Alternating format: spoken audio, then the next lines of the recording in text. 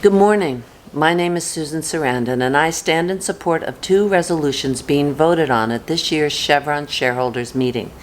They are proposals number 8 and 9, put forward by Newground Social Investment for shareholders concerned about 30,000 indigenous people and farmers in the Ecuadorian Amazon harmed by Chevron's deliberate discharge of 16 billion gallons of toxic waste, Chevron's contributions to climate change and climate misinformation campaigns, the company's direct financial support of genocidal military regime in Myanmar, and the terrible implications of Chevron's scorched earth assault on environmental and human rights attorney Steven Donziger.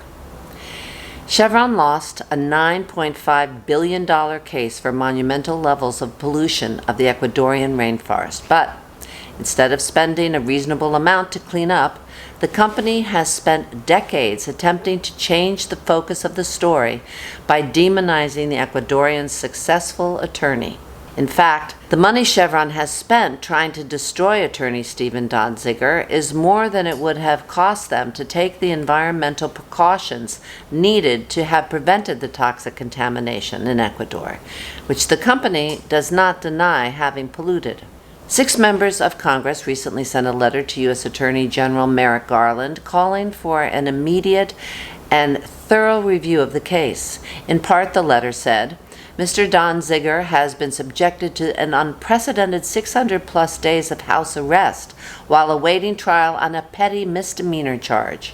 We're deeply troubled by the unprecedented and unjust legal assault Mr. Donziger has faced, which appears designed to intimidate and stifle those who seek to hold polluters like Chevron accountable. Also, a coalition of 65 Nobel Prize laureates, Amnesty International USA with other human rights organizations, and distinguished members of the European Parliament have all issued statements that call for an investigation of potential judicial abuse, demand Mr. Donziger's immediate release from home detention, and protest the questionable treatment of Mr. Donziger by U.S. courts.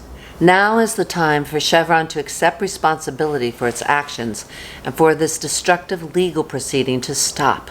Attorneys working on behalf of victims of human rights and environmental violations must not be criminalized. The shared enemy is climate change and pollution, not human rights lawyers, the afflicted peoples around the world, or their advocates. Thank you.